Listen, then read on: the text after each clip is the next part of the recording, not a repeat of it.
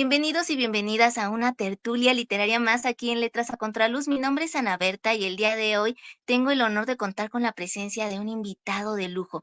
Él es Salvador Gallardo Cabrera, que nació en Tanque de los Huizaches, Aguascalientes, 1963. Ha publicado, entre otros, La velocidad estridentismo, que es ensayo en 2023, Ernst Jünger, La resistencia al presente, igual ensayo en el mismo año. La mudanza de los poderes de la sociedad disciplinaria a la sociedad de control en 2021, Laguna, Ojo de Liebre, poesía, en coautoría con Alberto Castro Leñero en 2022. Cuartetos, homenaje a T.S. Eliot a 50 años de su muerte, en coautoría con Manuel Marín.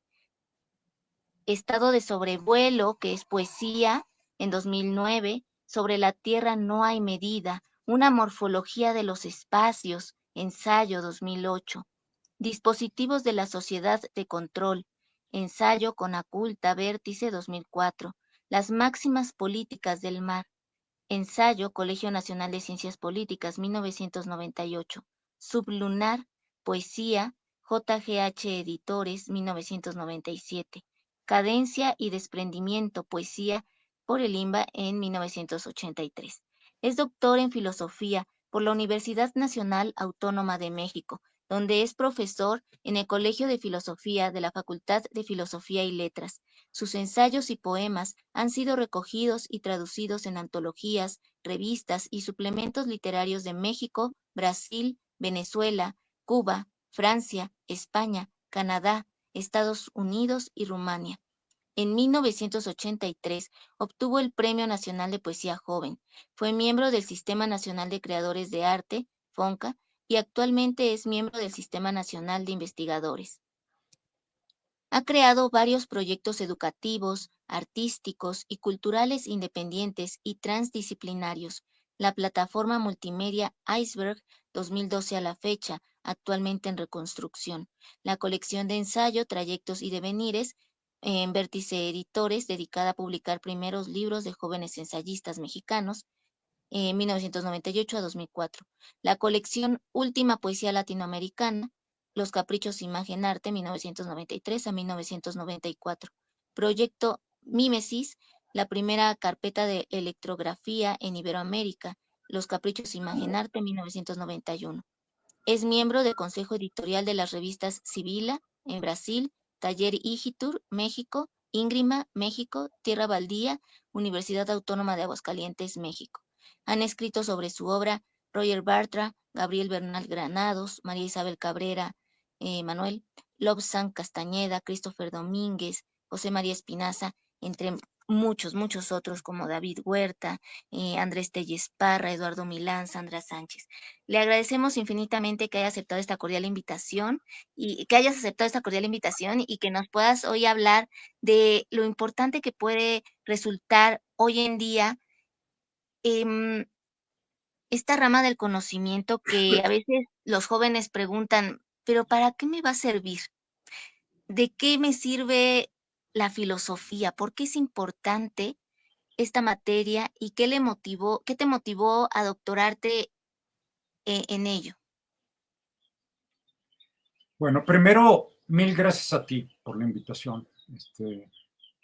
He visto algunos de los episodios de Letras a Contraluz y están muy interesantes. Entonces, mil gracias. Bueno, pues es la pregunta que mucha gente nos hace de chicos, de seguro a ti también te la han hecho. ¿Por qué te dedicaste o por qué te dedicas a la poesía, a la literatura, a la filosofía? Eh, yo digo, vivimos desafortunadamente en todo el mundo en un ámbito de los saberes hemipléjicos, ¿no? Como esas pobres personas que tienen problemas. Bueno, así son nuestros saberes, ¿no? Los saberes en Occidente son hemipléjicos. De un lado, las ciencias duras, objetivamente racionales, y del otro lado, las humanidades y las así llamadas ciencias sociales, ¿no? Que pecan también porque son acósmicas, es decir, no tocan las cosas del mundo, ¿no? Como si los hombres estuviésemos suspendidos y no tuviéramos los pies sobre la tierra y las cosas, etcétera, ¿no? Entonces, esta separación que puede datarse, digamos, se amplía en todo Occidente a partir de la modernidad, ha llevado justamente a problemas actuales muy, muy puntuales, ¿no?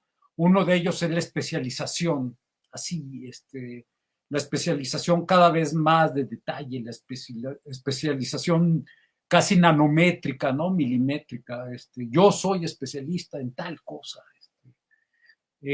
Obviamente todo esto rodeado por las instituciones educativas, las universidades, las revistas indexadas, en fin, todo este aparato verdaderamente increíble. Y ahora me parece absurdo, toda vez que contamos con medios como el Internet, etcétera, bibliotecas virtuales, que podrían facilitar el acceso al conocimiento de una manera verdaderamente horizontal, amplia, etcétera. Y que, bueno, por todo este aparato que existe, que es un aparato institucional, es un aparato muy, muy costoso, es un aparato multimillonario, el aparato de las universidades, simplemente piensa en las grandes universidades del mundo, muchas de las cuales están en los Estados Unidos, están relacionadas con los grandes corporativos, a veces corporativos que se dedican a hacer armas para la guerra, a veces corporativos que se dedican a la cuestión de la medicalización, es decir, a crear medicamentos por todas partes, pero siempre se dedican a establecer un canon del conocimiento en tal y tal rama, y a partir de ese canon se descalifican regiones enteras de trabajos, etcétera, ¿no? Entonces, desde el ámbito, digamos, científico, que es el que prima en la actualidad, bueno, pues la poesía y la filosofía son vistas desde arriba, ¿no? O sea, con un cierto desdén o con mucho desdén de plano, son vistas como parte de un legado humanístico, por ahí dicen, forma parte del legado humanístico de nuestras sociedades, se ven como saberes caducos, o como prácticas caducas, que no aportan sino visiones generales o que no aportan sino una especie de distracción cuando se habla de la poesía o de la literatura, una especie de práctica ligada a lo que ahora desde el inglés llamamos, bueno, en español, entretenimiento, ¿no? Y la poesía y la literatura pasan a ser esto, una cuestión de entretenimiento. Entonces, sí, es una situación difícil. Hay trabajos muy importantes emplazados por ejemplo, filósofos de la talla de Michel Serres, un filósofo francés que murió hace unos 4 años, que buscó justamente volver a conectar la filosofía, la poesía con las ciencias, ¿no?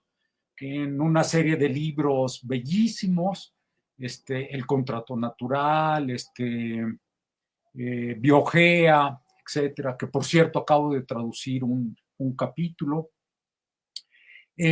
Buscó cómo suturar esta división que creó la modernidad occidental, ¿no? Entre las ciencias, las humanidades y las así llamadas ciencias sociales.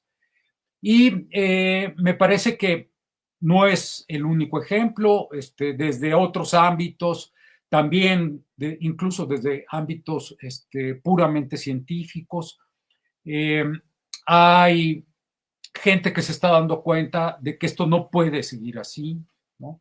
De que no podemos seguir con los saberes semipléjicos, porque, por ejemplo, para poner una cuestión que no solamente es un tema de actualidad, sino que es algo en lo cual nos va la vida del planeta, la cuestión, por ejemplo, de el calentamiento global, el cambio climático, etcétera, exige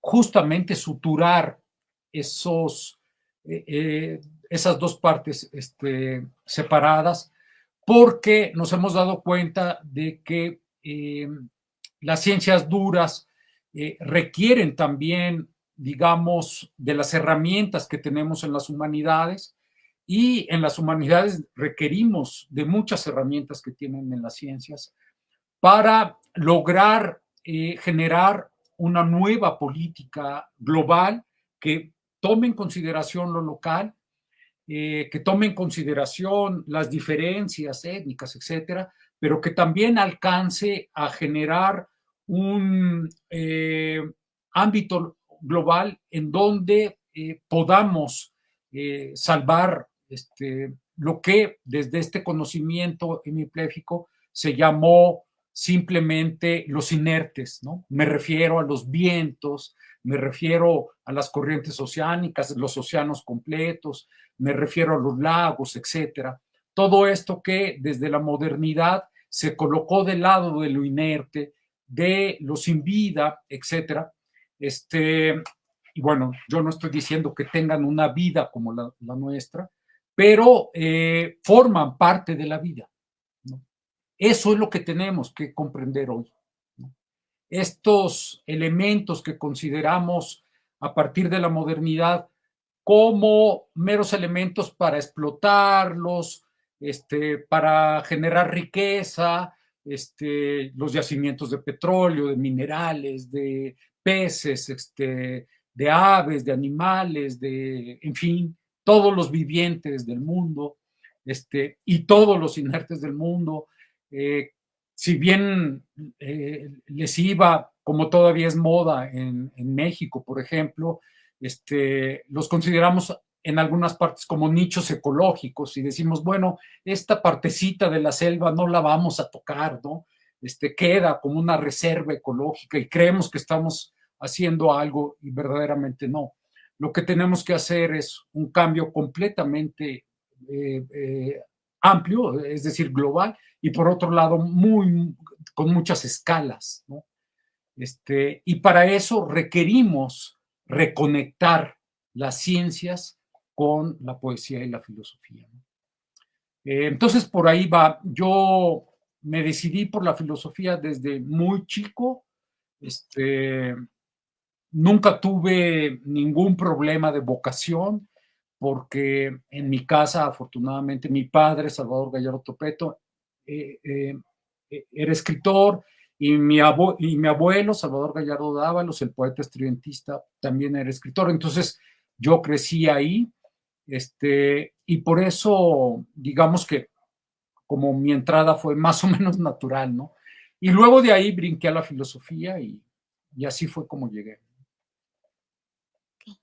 Ahora, con respecto al ensayo, ¿qué ha significado para ti este género? ¿Qué te aporta? ¿Qué es lo que a lo mejor la narrativa o la poesía no te brindan del todo y que el ensayo sí? ¿Y a qué ensayistas podrías nombrarnos que consideras tus maestros o esos guías que te fueron orientando para crear tu propio estilo? Sí. Bueno, en primer lugar, yo no creo en los géneros, ¿no? O sea, creo que eso fue el trabajo de desmontar la cuestión de los géneros. Es un trabajo que ya lleva mucho tiempo. En parte lo lograron las vanguardias históricas de inicio del siglo XX. Y bueno, me parece que la cuestión de los géneros está completamente sobrepasada, ¿no? Teóricamente como prácticamente. El ensayo, desde que era ya un género muy difícil de pensar, porque está completamente situado en una época y en un autor, como el tipo que lo crea, ¿no? Es decir, Michel de Montaigne. Eh, y entonces por eso, digamos que puede ser considerado como un modo de escritura eh, anterior a la modernidad, pero perfectamente situado, ¿no? Es más difícil decir cuándo surgió la novela, o cuándo surgió el cuento, o cuándo surgió la poesía, etcétera, etcétera, ¿no? Que son géneros, digamos que son modos de escritura mucho más antiguos, ¿no? El ensayo está perfectamente situado en la historia de la literatura. Eh, y de ahí, bueno, tiene un desarrollo ya conocido, mutaciones, ¿no? Como los otros modos de escritura, por supuesto, ¿no? A mí, en la actualidad, el ensayo me parece que más que contar, como mucha gente hace, a partir de un yo, una serie de experiencias o de ficciones personales, etcétera, etcétera, a mí el ensayo me sirve como un intercambiador de saberes, como un intercambiador de afectos, como un intercambiador de conceptos, etcétera, ¿no? Entonces, desde esta postura que ve el ensayo como un intercambiador, se convierte en un género multiforme, muy potente, ¿no? Porque puedes acarrear materiales de la poesía y luego de la filosofía y de las ciencias, etcétera.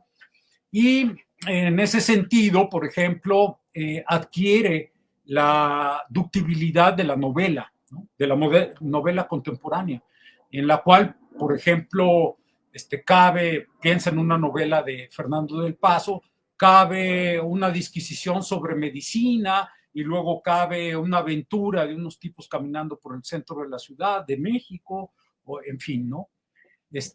Entonces adquirió esa ductibilidad. Pero por otra parte, el ensayo permite también eh, una línea, conectar una línea de hipótesis, ¿no? De hipótesis. Entonces ahí se puede trabajar con conceptos, ¿no? Cosa que es más difícil de hacer en poesía o en novela o en cuento, ¿no? ¿Por qué? Porque los conceptos tienen un orden o implican una gravitación distinta, ¿no? Del trabajo literario, ¿no? Los conceptos no es que estén ligados al pensamiento como se creía antes, sino que están ligados a una fase de la escritura que pide justamente sostenerlos de una manera distinta a como se sostiene, por ejemplo, un ritmo en un poema, etcétera, ¿no? Entonces, bueno, me parece que eso es lo que me permite a mí el ensayo. En la actualidad yo veo un peligro muy grande de muchos ensayistas, sobre todo a partir de una moda en los Estados Unidos, que lo están ligando a un estilo muy confesional, ¿no? Donde lo que importa es mis experiencias, ¿no? Y desde mis experiencias veo todo, ¿no? Desde mi yo, desde mi subjetividad, pues, acomodo todo lo demás y entro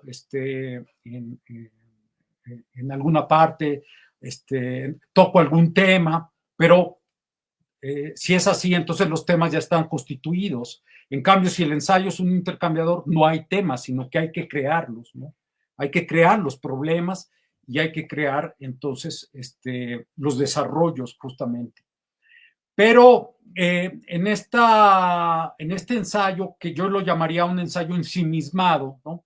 Porque no sales de tu yo, de los sucios secretitos, ¿no? Me pasó tal cosa, tuve tal perversión, tuve tal ruptura amorosa, etcétera, etcétera, como si tu experiencia personal validara todo. Y ese es un problema, me parece, en literatura. En fin, me preguntas también quiénes considero como mis maestros. Bueno, los grandes ensayistas de la tradición hispanoamericana, ¿no? Me han ayudado muchísimo. Por supuesto, Montaigne, que lo leí con mucho empeño, con mucho gusto también. En la gran tradición hispanoamericana del ensayo, tengo muy cerca de mí a José Lezama Lima, ¿no? El gran poeta y ensayista cubano. Creo que él hizo por ahí entre los años 50 y 60, del ensayo hizo una potencia filosófica, poética, logró entonces anudar muchas cosas, también conceptualmente, me parece que es muy importante.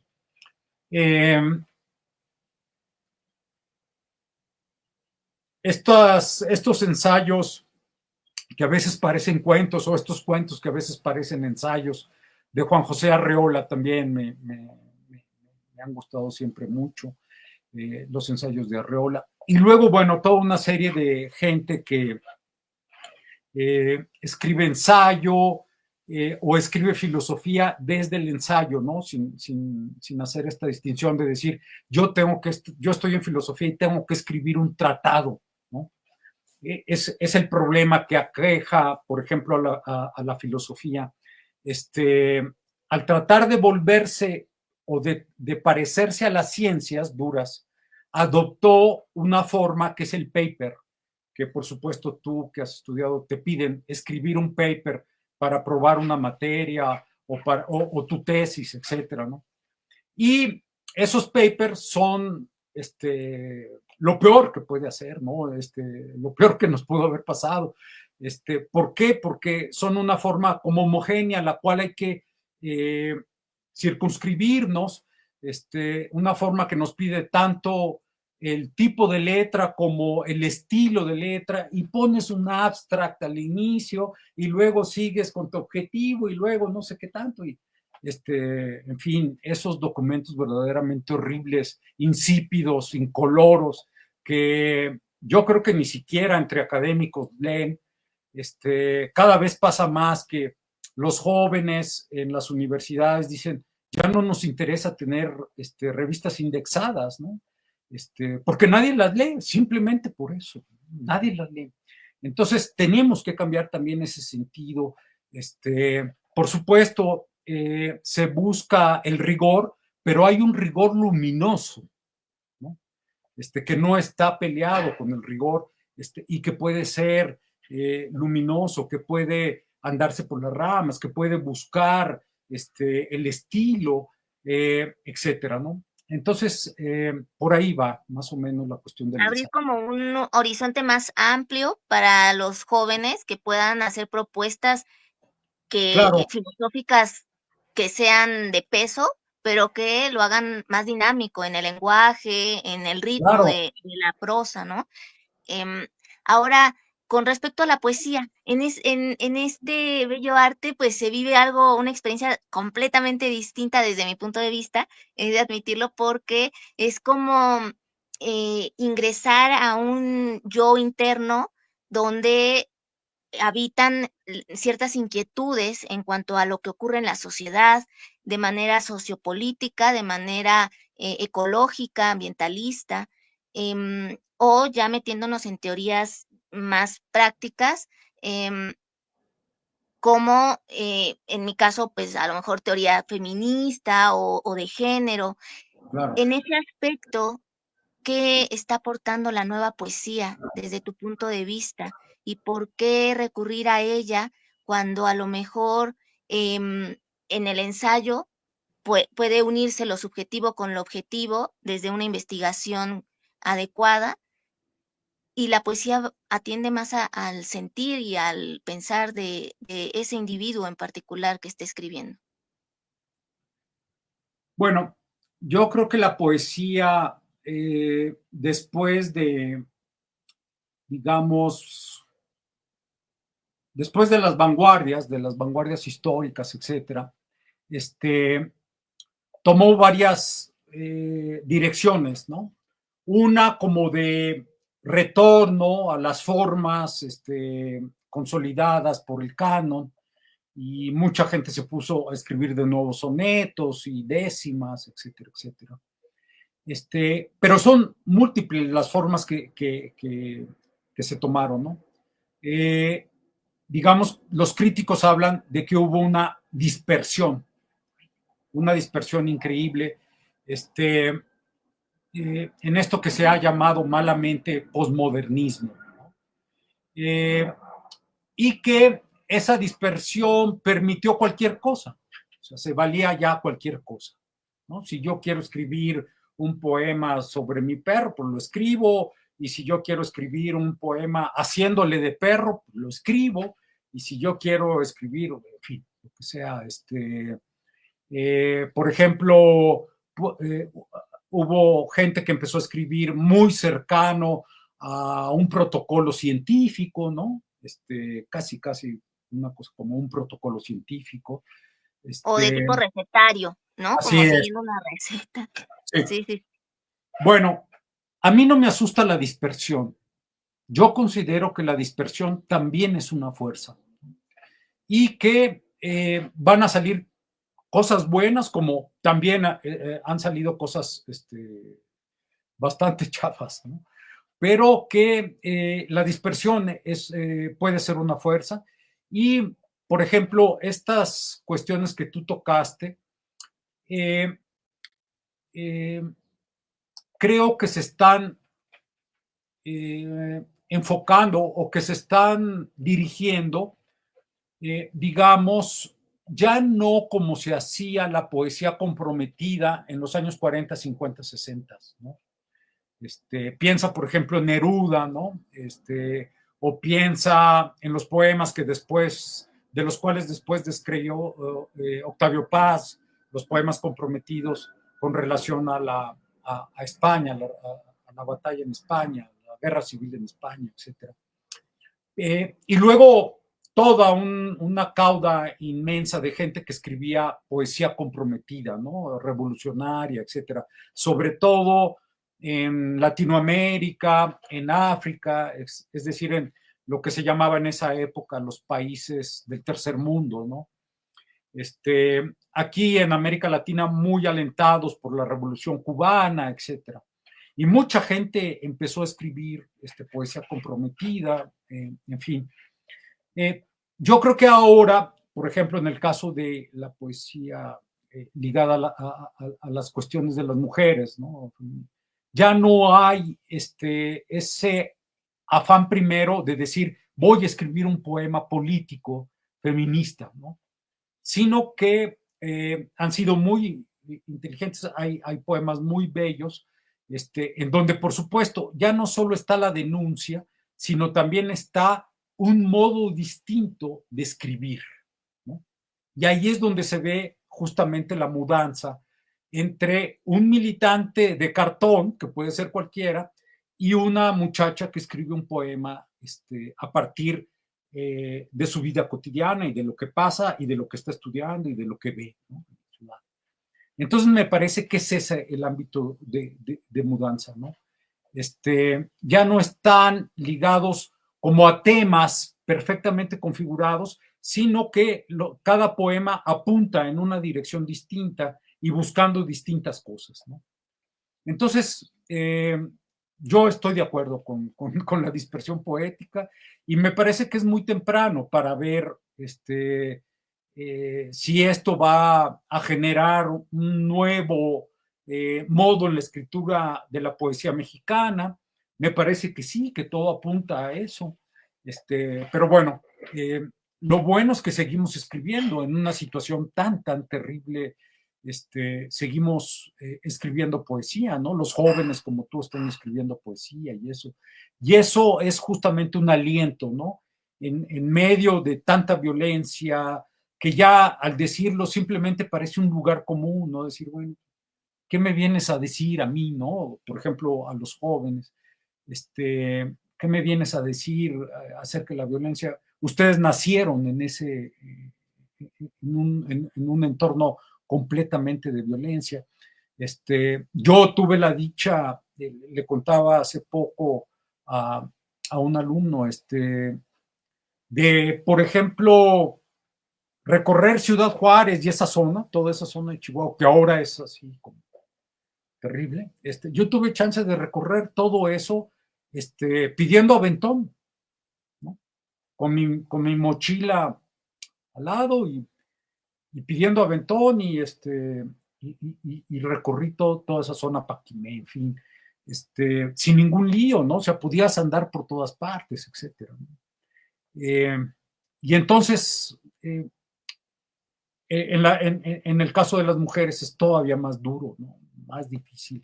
No porque antes no existiera violencia contra las mujeres, no. Pero digamos que afortunadamente hoy las mujeres están trabajando más en ese sentido y visibilizando cosas que antes estaban completamente ocultas. ¿Nos podría compartir entonces un poema de su autoría donde veamos las temáticas que abordas y a qué mensaje buscas transmitirle a tus lectores? Y, bueno, eh,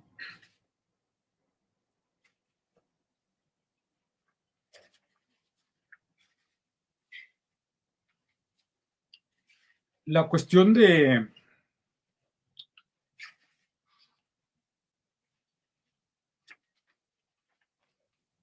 para mí la cuestión de la poesía está en los registros, ¿no? Y en el trabajo sintáctico.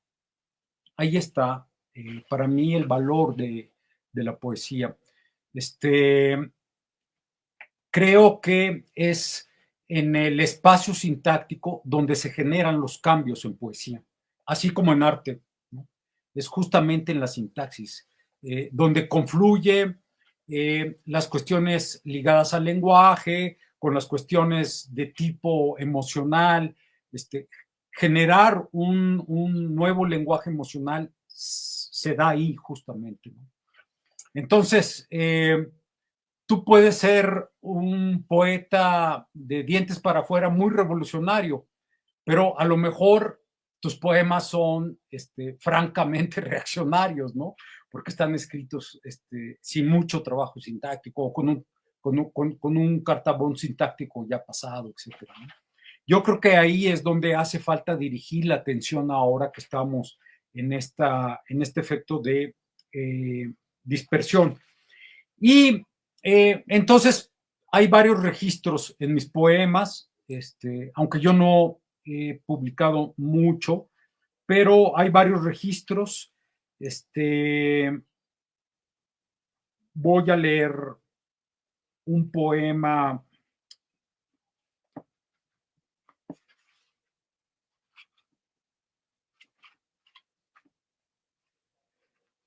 que tiene más bien que ver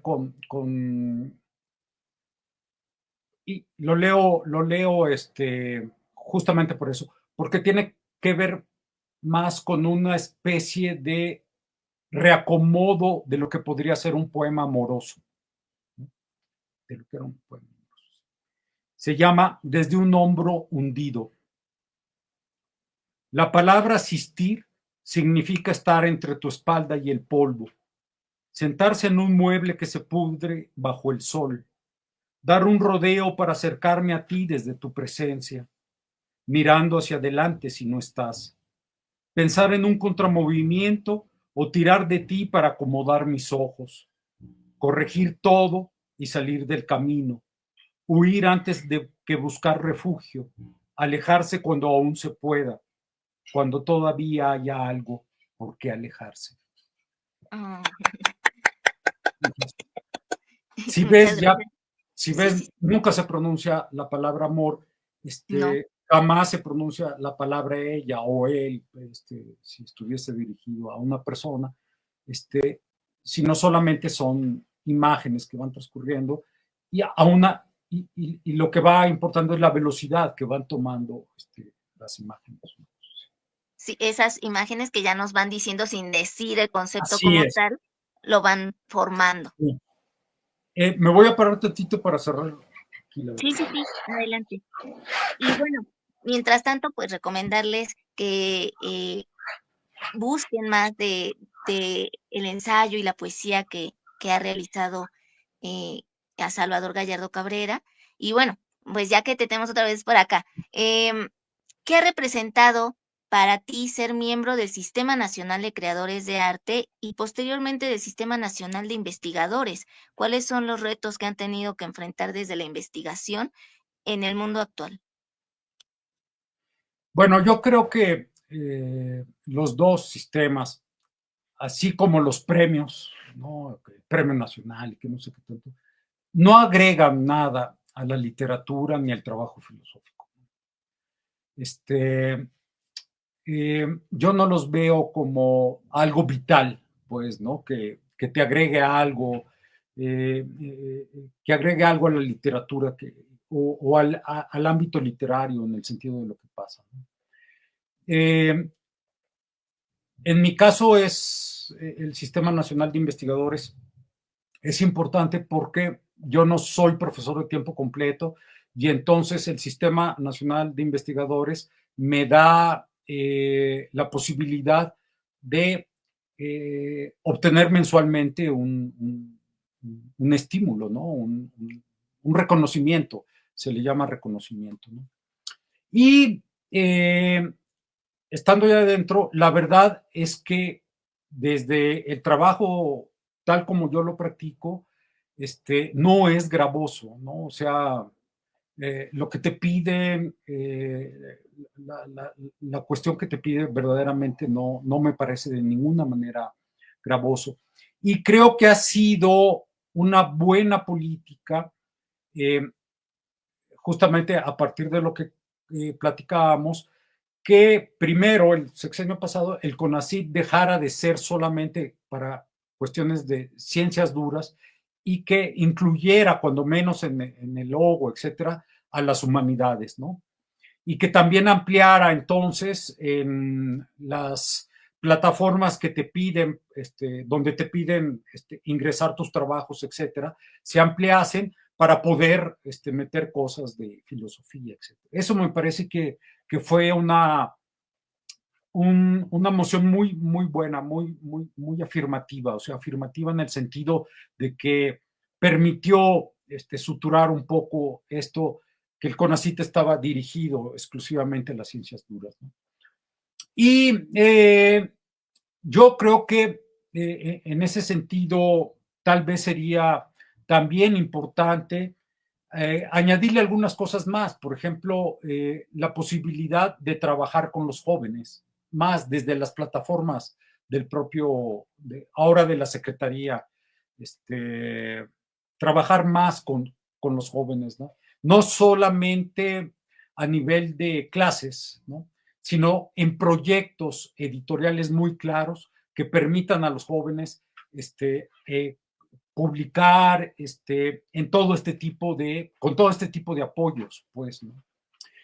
No esperar a que alguien se doctore para que empiece a funcionar o a trabajar en estos espacios, sino abrir espacios para que desde ahí haya también estímulo, ¿no? El estímulo que ponen los jóvenes. El trabajo de los jóvenes es importantísimo, ¿no?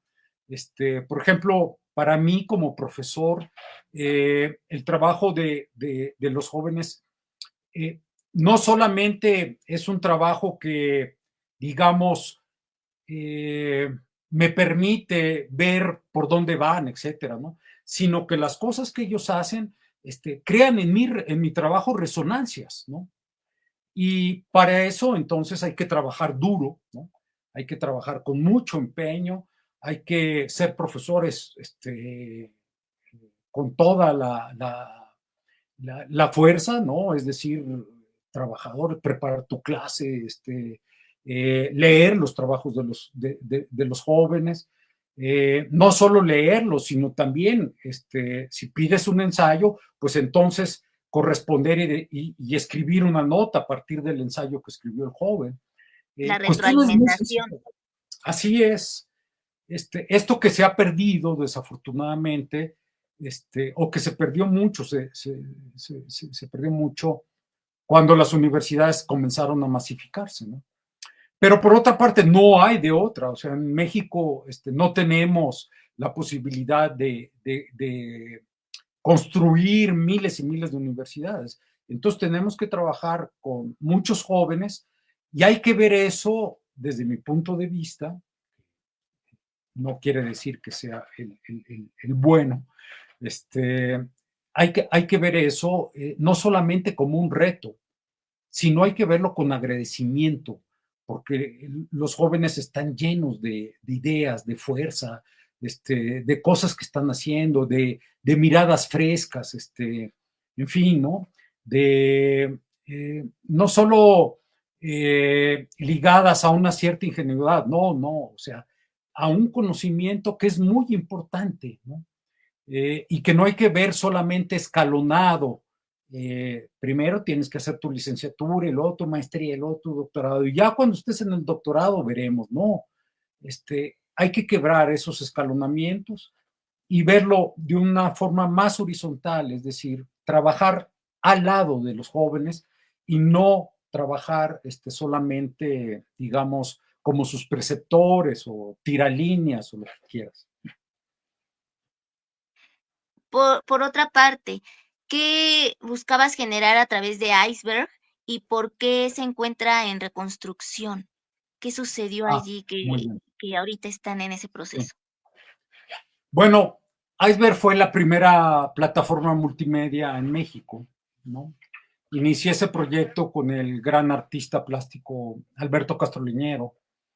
Y lo que sucedió fue que estábamos trabajando con un sistema que quedó obsoleto, ¿no? Entonces, pues bueno, hay que reconvertir todos esos materiales para volverlos a subir. Es un procedimiento medio costoso económicamente y estamos en eso. Y por otra parte, digamos que lo que buscábamos no era ser los primeros, sino generar un espacio donde trabajasen artistas plásticos, artistas electrónicos, escritores, músicos, todos encarando o creando nuevos modos para generar algo, ¿no? Entonces, el trabajo era otra vez como un intercambiador, ¿no? Oye, tú tienes tal cosa, te propongo que trabajes con tal músico, y entonces juntábamos a un músico con un artista plástico, y luego entraba alguien que escribía literatura o un poema o lo que fuese, pues vamos a meterle esto para distorsionar la voz, y en fin, se hacían cosas medio caseras, nada, bueno, había cosas así muy, muy profesionales, muy, sobre todo gente que trabajaba en arte electrónico, artistas electrónicos que sí trabajaban, digamos, en el avant-garde, ¿no? Del mundo. Pero otras cosas eran, sí, como iniciativas para intercambiar cosas y generar productos nuevos, ¿no? Y funcionó muy bien, fue funcionando muy bien hasta que nos quedamos fuera de línea porque estábamos trabajando en plataformas que se dejaron de usar, ¿no? Esto de la obsolescencia programada es una realidad y nosotros lo vimos ahí. Pero bueno, eso sirve para que ya posteriormente renueven fuerzas, tomen Sí, nuevamente el camino y se reinventen y en esa reinvención pues surja todavía algo sí, mucho más esplendoroso de lo que ya era. Y qué padre que se creara como em, ese diálogo entre distintas áreas de conocimiento donde cada joven aportara lo que sabía, lo que quería transmitir, lo que le daba la creatividad para formar algo y que ustedes fueran como pioneros de ello, pues todavía es muy que se ensalza, por así ajá, decirlo. Me gustaría que ahora nos hablaras un poco de lo que viene para la revista Sibila, para Taller Igitur, cuando sucede esta lamentable pérdida de Fernando Salazar Torres, que en paz descanse, pues queda como en pausa Taller Igitur. ¿Qué va a pasar con ello? ¿Qué va a ser de esta revista? ¿Qué viene para ella también?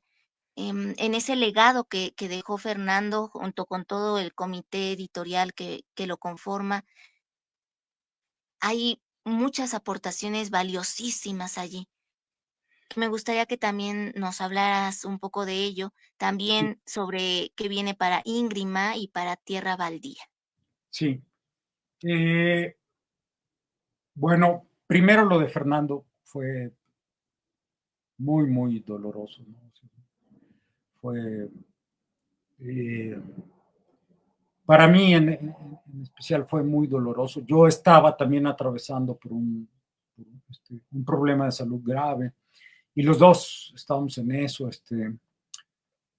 y bueno, eh, sí, ni hablar.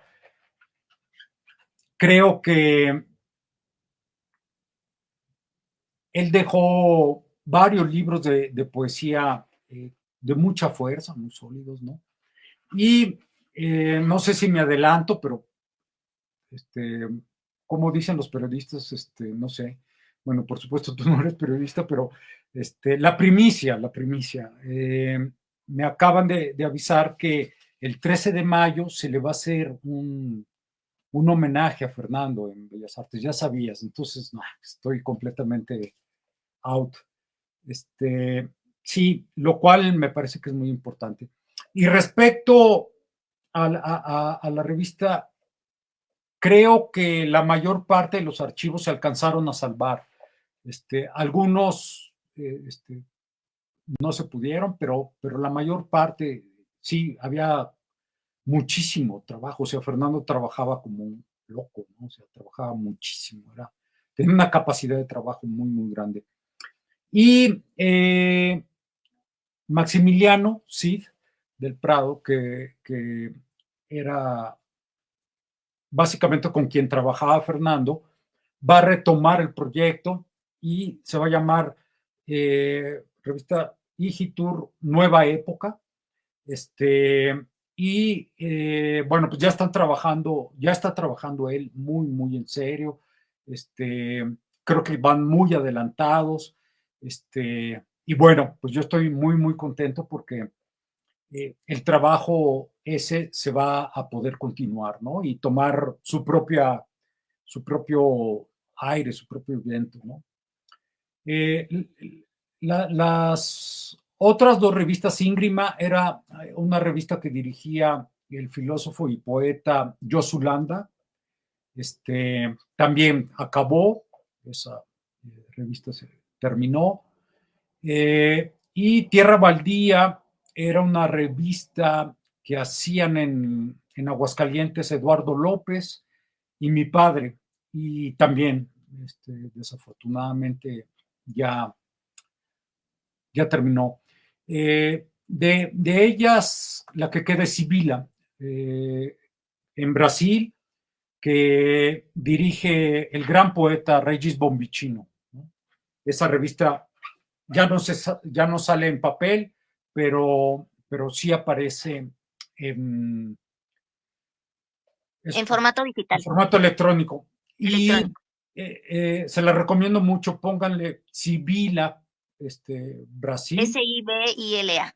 Sí, y es una revista muy importante. Bueno, Brasil es un país gigantesco, y entonces tiene muchísimos, digamos, fractales, ¿no? Para poder ver lo que está pasando ahí. Pero da una muy buena idea y además Regis es un tipo muy abierto, y bueno, se puede establecer y ustedes pueden practicar su portugués, ¿no? Está muy bien. Y también de vez en cuando publica cosas en español. Por ejemplo, a mí me publicó varias cosas en español. Me han publicado varias cosas en español. Muy bien, sí. No sé si tengas algo de lo que te publicaron en la revista Sibila a la mano o de cualquier libro que ahorita tengas cerca de tu autoría, que nos puedas compartir otro poema. Tengo uno que apareció hace poco en una revista electrónica que se llama Erial, que hacen unos muchachos, la mayoría de ellos son cubanos, pero andan por varias partes del mundo, y es una revista muy bonita, muy, con un diseño muy, muy sencillo, pero muy bonita. Y este poema se llama Sistema de lugares posibles. Y es el poema de un renacido que llega de nuevo al aeropuerto. Sí. Va.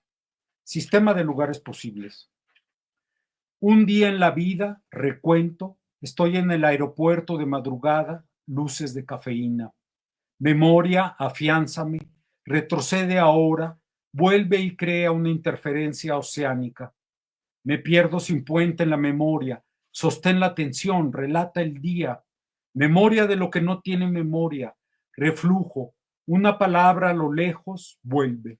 Si no hubiese siempre el riesgo de que esa palabra no estuviese ahí, si desde siempre no hubiese el riesgo de que me confunda de dirección, de que mi deseo no llegue a su destino contra mi memoria, vuelo demorado.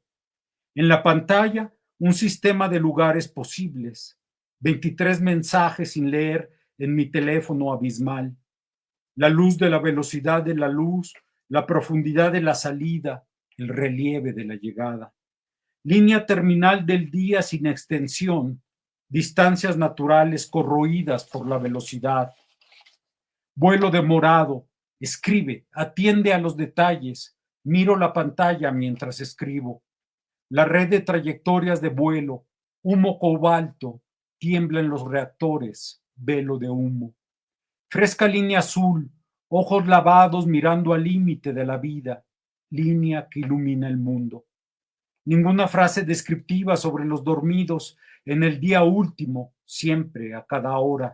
Ningún trazo alzado del aeropuerto, ningún efecto retórico. Cíñete. Debajo de la regadera, con los ojos abiertos, repasé mis propósitos. Toqué mis cicatrices, mis rodillas, los muslos. Me senté bajo el agua en la oscuridad de Miscuac. Pensé en un reflector alumbrando el desierto que nadie ha visto. Sal de ti mismo. Camisa blanca, lavanda para nombrar lo que está desapareciendo ahora. Desayuné pan negro y pastillas azules y miel. Deshice 4 veces el nudo de la corbata. Mi pan negro, mis pastillas con miel. No olvidar mi memoria de 8 gigabytes. Afiánzame. Línea idealmente desértica del elevador bajando. Línea de cresta del taxi. Franja de luz. Al aeropuerto. Deprisa, deprisa. Hay más tráfico el día último. Wow, maravilloso.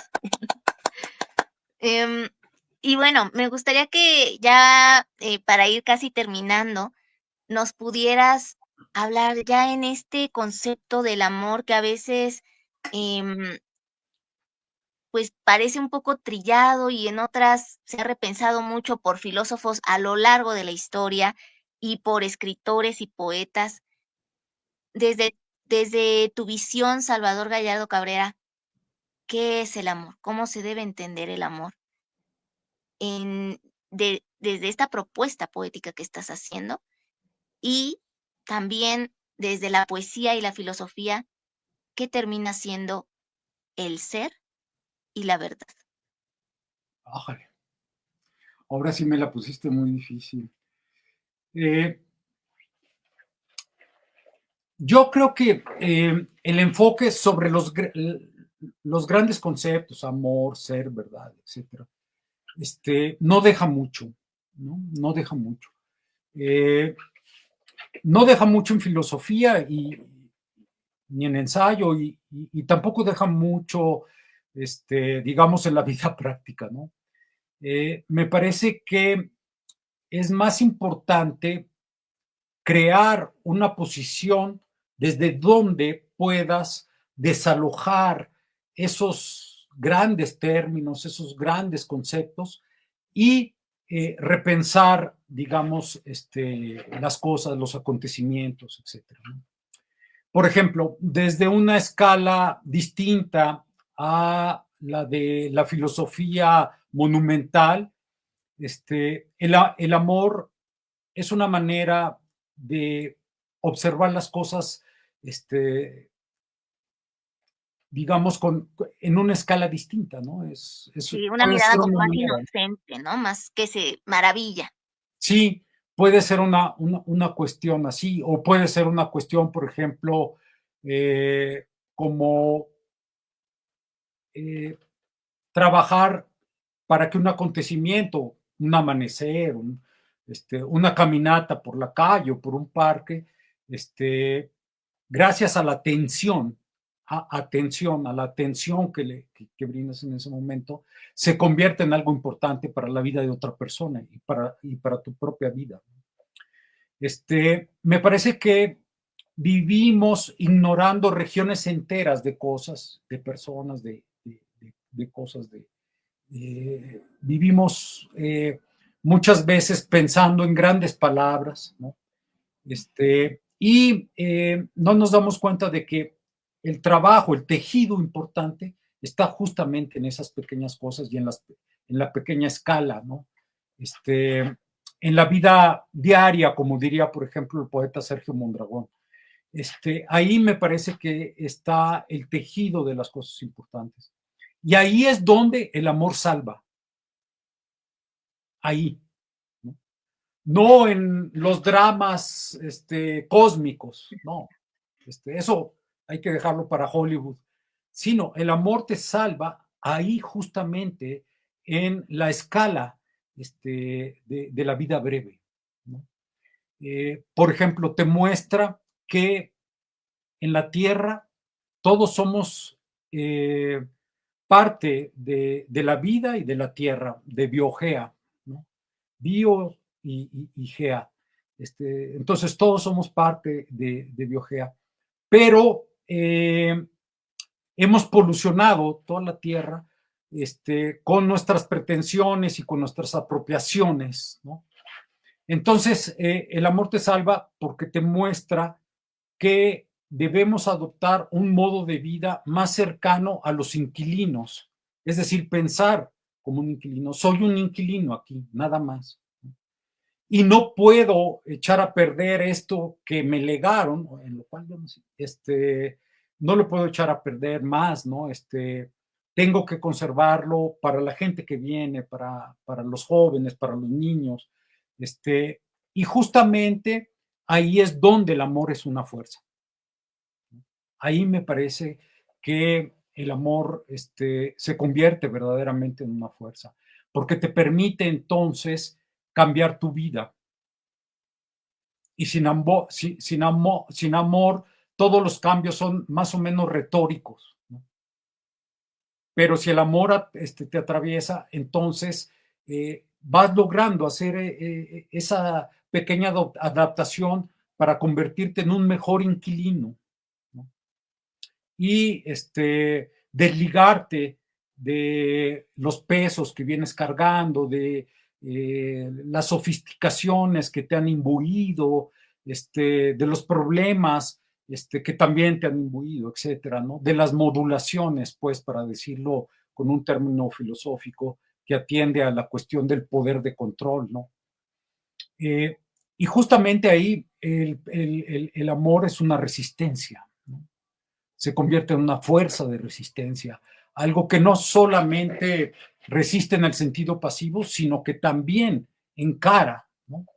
Encara y te da fuerza para salir y para trabajar con los demás y alcanzar, aunque sean pequeñas cosas, pero alcanzarlas. Por ahí. Sí, una excelente respuesta. Yo siempre al final en Letras a Contraluz, pues les pido que nos den algunas recomendaciones y o ejercicios para escribir poesía, pero ahora quiero cambiar la pregunta y me Ajá. gustaría que nos pudieras dar algunas recomendaciones o actividades concretas para ser mejores inquilinos en esta biogea. Biogea, sí. Es el nuevo nombre que inventó Michel Serres para la Tierra, porque la Tierra en la cual vivimos es una Tierra distinta, ¿no? A la Tierra, por ejemplo, de finales del siglo XVIII, es decir, de inicios de la modernidad. es una tierra donde hemos alcanzado sus límites, los límites físicos, ¿no? Hemos alcanzado incluso la velocidad cosmológica de la luz, ¿no? Con nuestros aparatitos enviamos un mensaje a la velocidad prácticamente de la luz, los 300,000 kilómetros por hora de los que hablaba Einstein. Bueno, no hay recetas, ¿no? Y sí, en cambio, hay muchísimas falsas recetas, ¿no? Que se quedan en cuestiones meramente circunstanciales. Pero me parece que un nuevo habitante de Biogea, o un habitante viejo como yo que está habitando en Biogea, tiene que tener más atención con las cosas, con las cosas que lo rodean. Y esa atención implica desde cuestiones primarias, como por ejemplo, no caer solamente en el lavado verde, ¿no? Y decir, ay, es que yo pongo mi basura en bolsas separadas y no sé qué, pero sigues consumiendo como un loco, ¿no? Como un loco desaforado. Entonces, o dices, no, yo regalo mi ropa usada, ¿no? Pero esa ropa usada se va a Ghana y llegan toneladas y toneladas de ropa usada que se envían de los países occidentales ricos y terminan anegando las playas, etcétera, ¿no? ¿Por qué? Porque te sigues comprando más ropa, etcétera, ¿no? Debes de ser más inteligente para desear poco. Y yo ahí le recomendaría un pequeño librito escrito por un tipo que es una maravilla, que se llama, el libro se llama Walden, con doble W, Walden, y el escritor se llama Thoreau, Henry David Thoreau, Thoreaux,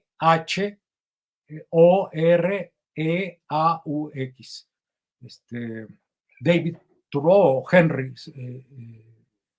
Thoreau. Ese libro es un experimento, es el resultado de un experimento.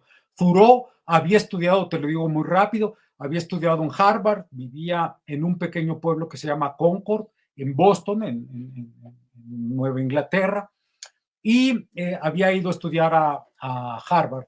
Y dijo, esto es una locura estudiar en Harvard, estudiar en una universidad es una babosada, es una locura, no tiene nada que ver con la vida, etcétera, ¿no? Entonces deja la universidad y todo, vuelve a su pueblo, y en su pueblo él es muy amigo de Emerson, el gran escritor norteamericano.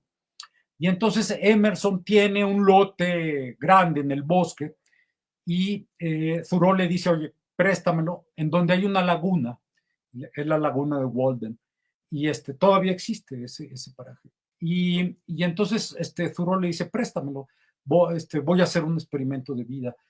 Y en lugar entonces de meterse en un aula y reproducir los saberes, y reproducir los modos de vida que te enseñan y convertirte en una herramienta de tus herramientas, en lugar de eso, él crea una economía vital y construye una cabaña con sus propias manos, ¿no? Una cabañita chiquita, con un solo cuarto, con una pequeña chimenea, etcétera, etcétera.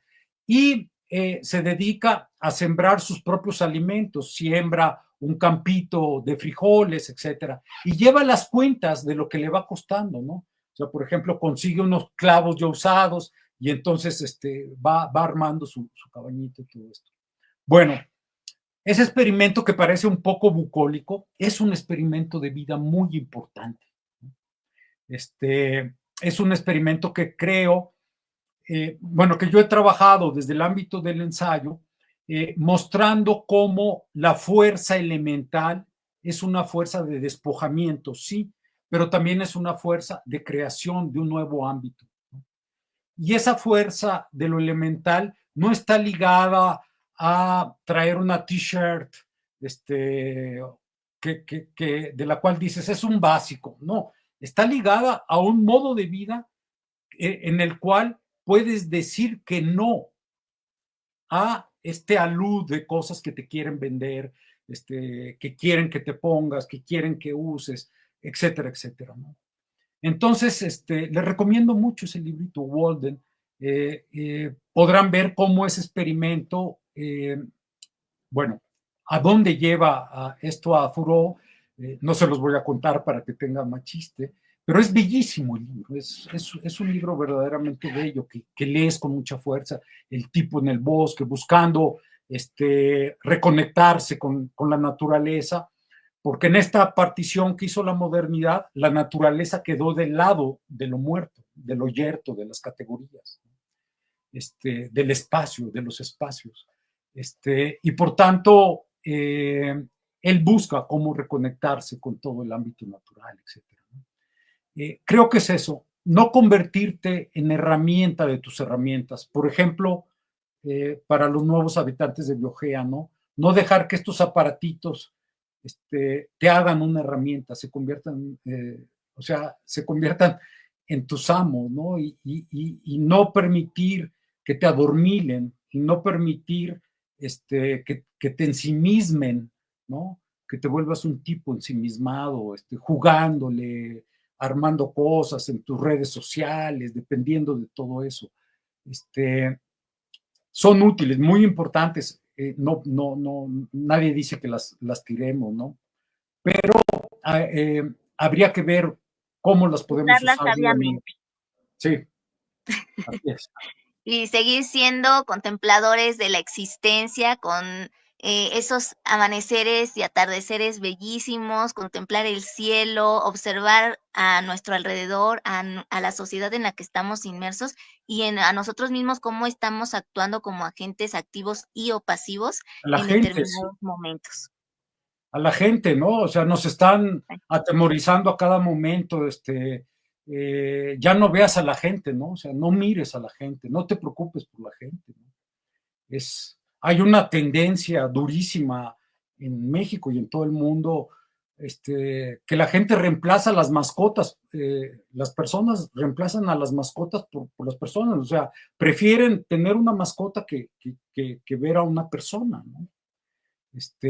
Y por todas partes hay cámaras que te están viendo y no te subas al camión porque te puede pasar tal cosa, etcétera, etcétera, ¿no? Entonces, bueno, no podemos seguir así, ¿no? Pues ahora sí que muchísimas gracias por habernos acompañado aquí en Letras a Contraluz. Me gustaría que pudiera compartirnos un último poema más para que sea el cierre ideal. Un poema chiquito de este libro que se llama Sublunar.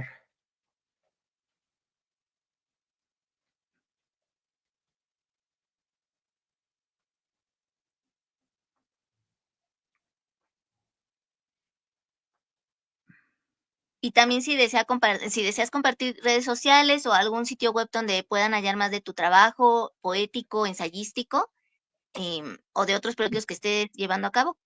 Sí, sí, Adelante. si googlean Salvador Gallardo Cabrera, hay varios sitios y páginas que tienen mis trabajos y los pueden bajar gratis, y incluso libros, por ejemplo, Sobre la Tierra no hay medida, está ahí y cualquiera puede entrar Está y verlo. disponible. Sí, está disponible. Es un libro sobre islas, sobre desiertos de arena y hielo, sobre los mares, y es un ensayo, les puede interesar para ver eso. Bueno, voy a leer este poema para despedirme y agradecerte muchísimo, Ana Berta. La memoria y el pasado no se encuentran, tal un puente extendido pero sin placas de engarce, donde dos observan las cajas de agua escarlata, cada uno limitado a sí mismo, ojos abiertos en rostros cerrados. En un lado, ella desenrolla sus pliegos infinitos, en el otro, él logra asir un extremo. Así quedan por un momento uno dentro del otro, dentro y lejos de cada cual, como un trazo que se sigue en otro cuadro para que el olvido pase sin violencia. Ay, un perfecto cierre. Muchísimas gracias por Muchas aquí, gracias. Alfredo Pérez, desde Chiapas, envía saludos y gracias por Gracias, hacer de esta Alfredo. tarde una gran tarde. Gracias. Muchas Nos vemos. gracias por Chao. habernos acompañado. Gracias, Alfredo, también amigo, por haber Gracias, visto de Alfredo. esta tertulia. Y bueno, a quienes lo vean en diferido, se les agradece también su tiempo, su atención. Que Claro. sigamos disfrutando de la poesía en voz de sus autores desde aquí, Letras a Contraluz. Muchísimas gracias. Adiós.